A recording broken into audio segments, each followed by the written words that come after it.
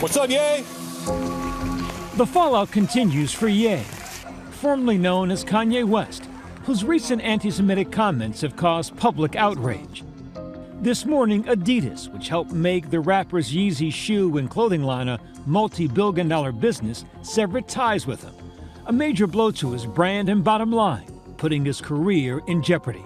The company's decision comes just a few days after Ye taunted Adidas on the Drink Champs podcast. I could say anti-Semitic things and Adidas can't drop me. Now what? Now what? Adidas' decision caused Ye to lose $1.5 billion in net worth in one day. Corporations just don't want to touch and engage and be in partnership with someone who spews such anti-Semitic rhetoric and ideology that is coming forward. So as a result, I don't know where Kanye West goes in terms of building corporate partnerships from here.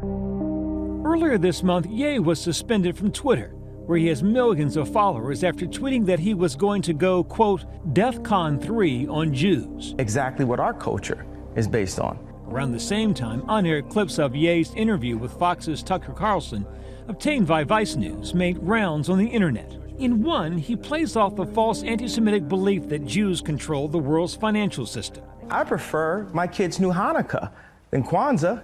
At least it will come with some financial engineering. The tricky thing about anti-Semitism for a lot of people is that it is subtle and insidious by design. He has repeatedly invoked a series of hateful and vicious stereotypes against Jewish people, and he has engaged in the kind of rhetoric that can lead to real-world violence. This past weekend, members of a neo-Nazi group unfurled banners above the 405 freeway in Los Angeles, one of the nation's busiest highways. Other images show the demonstrations giving the Nazi salute. I think we are seeing a spike in anti-Semitism, or at least a rise. This often happens at times of great tension in our society.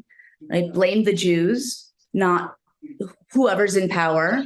According to the Anti-Defamation League, anti-Semitic incidents hit an all-time high in 2021. More than 2,700 cases of assault, harassment, and vandalism, up 34% from 2020. In this moment, in this context where the Jewish community feels vulnerable, to see someone like Kanye West knowingly and intentionally increasing that vulnerability, it is inexcusable. Adidas saying in part today it, quote, does not tolerate anti-Semitism and any other sort of hate speech. Ye's recent comments and actions have been unacceptable, hateful, and dangerous, and they violate the company's values. The World Jewish Congress applauded Adidas' action, but not its 2-week delay, saying in a statement the company's history is not disconnected from the dangers of anti-Semitism. During World War II, its factories produced supplies and weapons for the Nazi regime. Many of Ye's other business partners acted swiftly in the wake of his anti-Semitic remarks. Talent agency CAA dropped him as a client. Fashion house Balenciaga ended their partnership with him. Some celebrities like John Legend, Jamie Lee Curtis, Reese Witherspoon are also speaking out and condemning Ye's rhetoric. Ye's ex-wife, Kim Kardashian, with whom he has 4 children, also posting, hate speech is never okay or excusable.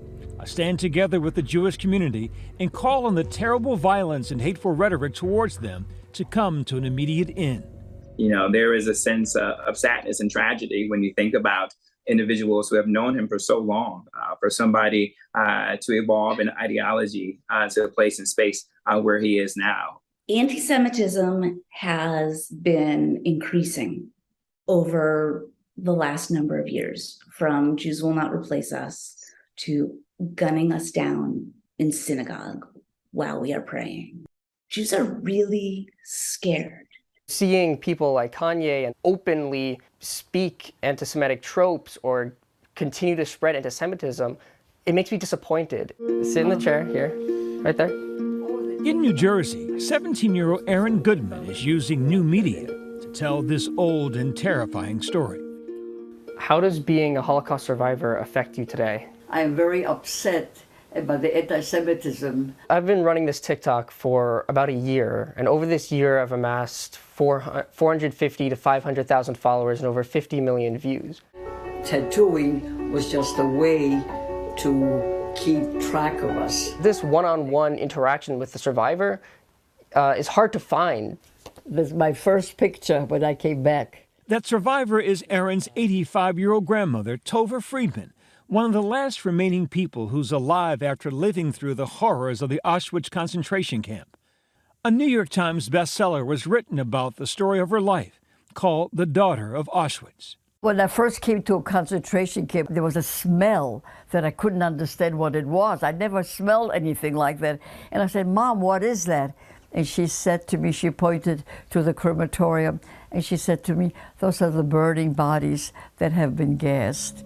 Tova vividly remembers being separated from her father at age 5 and accepting her new reality with her mother inside the death camp. It was a complete and utter nightmare, and you thought you'd wake up, but you didn't wake up. Tova remembers one horrific day where she was corralled with a group of children. The kids were going to the gas chamber, and we went into the waiting room at the gas chamber, waiting room. And we waited and waited, and they yelled and screamed in German, and then they told us to go back. I never found out why, but it was just pure luck that I didn't go through the door.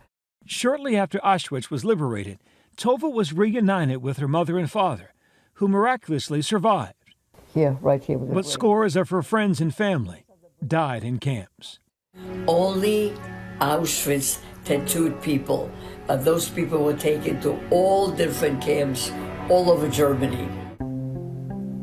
Today, as cases of anti-Semitism rise and become seemingly more accepted and normalized, Tova has a dire warning. Hatred is hatred, and we have to be very, very careful what we're doing. It doesn't stop with words, it's going to continue with deeds. And before you know it, we have a massacre.